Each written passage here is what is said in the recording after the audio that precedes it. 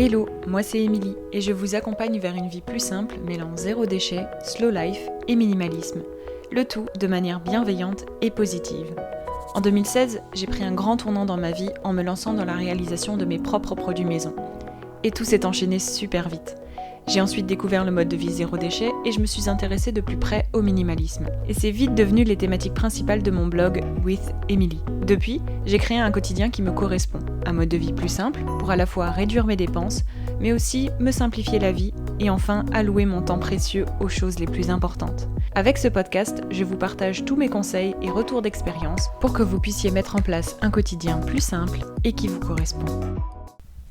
Bienvenue dans ce nouvel épisode du podcast Une vie plus simple. Aujourd'hui, on va parler de ces choses que j'ai abandonnées pour vivre plus simplement au quotidien et que d'ailleurs je ne regrette absolument pas. Parce que oui, choisir de changer de mode de vie, c'est aussi dire au revoir à certaines choses et habitudes qu'on a toujours connues ou auxquelles on a été habitué dès le début. Et cela pour choisir d'utiliser des choses et aussi de mettre en place des habitudes qui sont bien plus cohérentes vis-à-vis de nos envies, de nos objectifs de vie et donc qui s'intègrent bien mieux dans notre quotidien et aussi de manière bien plus fluide et logique.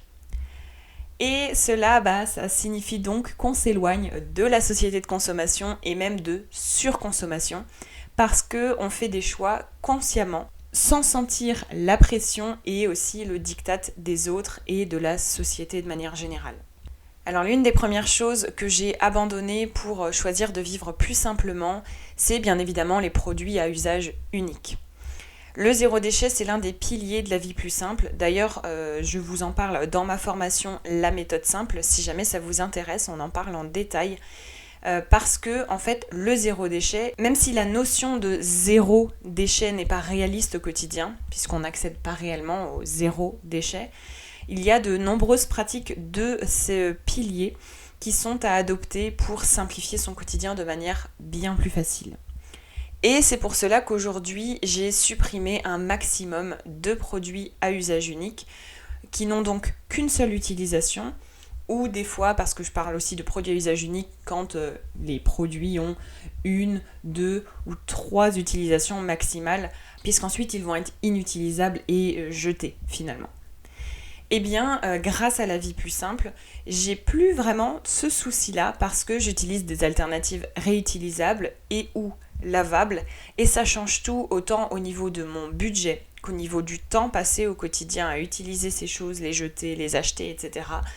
Et aussi dans mon bien-être, dans vraiment toutes les sphères de la vie quotidienne, on s'en rend pas forcément compte.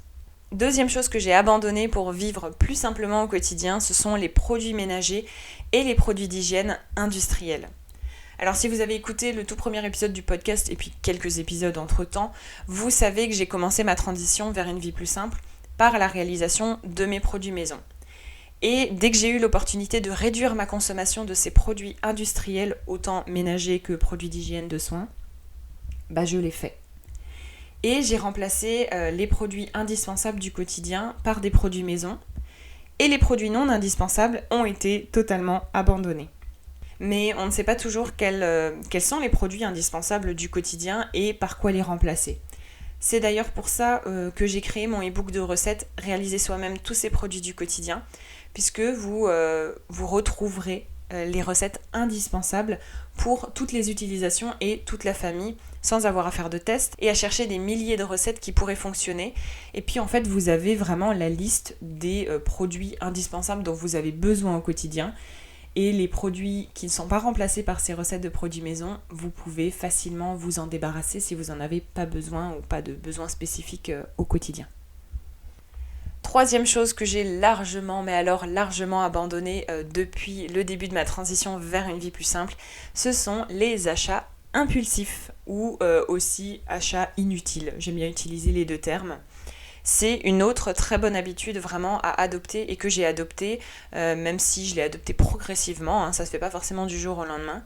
Et cette habitude, elle a largement fait ses preuves aujourd'hui. Du coup, vraiment limiter ces achats inutiles. De manière générale, limiter ses achats, vous limiterez largement vos achats inutiles et achats impulsifs en fait, tout simplement. Et vraiment, en simplifiant mon quotidien, je me suis rendu compte de ce qui est important dans ma vie. Et du coup, je me rends compte que je préfère allouer mon budget à justement ces choses plus importantes, ces projets, ces envies, plutôt que de faire des achats impulsifs et non utiles à mon quotidien et dont je vais me lasser très rapidement, très facilement. C'est d'ailleurs l'une des choses dont on parle, encore une fois, dans ma formation La méthode simple, comment réduire ses achats inutiles, mais aussi choisir ce dans quoi on souhaite allouer son budget. Et ça peut être beaucoup de choses selon votre vie, votre personnalité, etc. Quatrième chose que j'ai choisi d'abandonner dans mon quotidien, c'est vraiment les achats de nouveautés, alors que ce que je possède, ça fonctionne encore parfaitement bien. Parce que l'un des gros problèmes de notre société, c'est qu'on se fait facilement influencer pour acheter toujours le dernier objet à la mode. Alors ça peut être un smartphone, un gadget, un objet de déco, une nouvelle télé, etc. Bref. Et en fait, tous ces achats, ils ont un impact sur notre budget, évidemment, puisque ce sont des achats, mais aussi sur notre vision de nos achats du quotidien. Et depuis des années, lorsque je choisis d'acheter quelque chose, qu'importe son prix, retenez bien ça, je le vois comme un investissement que je vais garder réellement sur le long terme, finalement. Ce qui me permet d'utiliser au maximum tout ce que je possède, de rentabiliser tout ce que je possède, parce que je vais les utiliser jusqu'au bout. Et donc, je vais aussi avoir largement le temps de réfléchir à ce qui va être le remplacement une fois le temps venu. J'aurai le temps de me renseigner, j'aurai le temps de mettre de côté, faire des économies.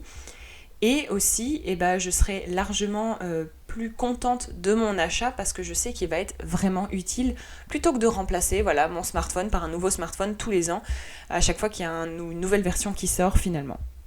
Et enfin, cinquième et dernière chose que j'ai choisi d'abandonner en choisissant de vivre plus simplement, n'est-ce pas ? Ce sont les voyages de masse et les lieux hyper touristiques. On sort un peu des différentes thématiques là dont on a parlé jusque-là, mais c'est quand même très important parce que c'est vraiment quelque chose que j'ai largement abandonné pour préférer de 1, découvrir et voyager hors saison, du coup dans des villes ou des pays moins touristiques, parce que un des deuxièmes éléments super importants là-dedans, c'est que je peux vraiment m'imprégner de la culture locale, me dépayser, me déconnecter. Et du coup, quand je reviens à la maison, je suis reposée et pleine d'énergie pour la suite, en fait. Et je trouve que les voyages en haute saison et dans des villes hyper touristiques, ça me vide vraiment plus que tout de mon énergie. Et je me sens vraiment très rarement apaisée lorsque je rentre à la maison après ça, parce que mes batteries n'ont pas été réellement rechargées, finalement. Parce qu'on a passé plusieurs jours dans de la foule, dans le bruit, dans l'attente, en haute saison, sous la chaleur aussi, etc. Et du coup, en choisissant de voyager aussi plus simplement, parce que la vie plus simple, ça ne se réserve pas qu'à la maison, c'est aussi choisir de découvrir des cultures qui sont aussi plus calmes et plus inspirantes pour notre nouveau mode de vie et qui peuvent vraiment nous motiver à vivre plus simplement, à nous intéresser à des choses aussi plus simples, à voir la beauté dans les choses toutes simples, des villes assez calmes, une nouvelle culture, et s'imprégner un peu aussi de ces cultures-là pour créer un mode de vie encore plus enrichi et qui nous correspond encore plus finalement. J'espère que cet épisode a pu vous inspirer à changer votre vision, encore une fois, sur la vie plus simple, votre quotidien, etc. Et peut-être vous présenter quelques avantages que vous ne connaissiez pas encore de la vie plus simple. Dans tous les cas, on se donne rendez-vous dans 15 jours pour un prochain épisode pour d'autres conseils autour de la vie plus simple, d'un quotidien plus apaisé, moins stressant et plus économique. Mais en attendant, n'hésitez pas à partager cet épisode autour de vous et à mettre 5 étoiles sur Apple Podcast et aussi sur Spotify. Et puis si vous avez le temps, rédigez une petite recommandation. Merci d'avoir écouté cet épisode de Une vie plus simple jusqu'à la fin. Si vous avez apprécié, n'hésitez pas à vous abonner au podcast et à le partager autour de vous. Retrouvez toutes les notes et ressources mentionnées dans l'article dédié sur withemily.com. Et si vous souhaitez rejoindre la communauté, n'hésitez pas à vous inscrire à la newsletter depuis le site internet. Et je vous dis à bientôt pour un nouvel épisode de Une vie plus simple.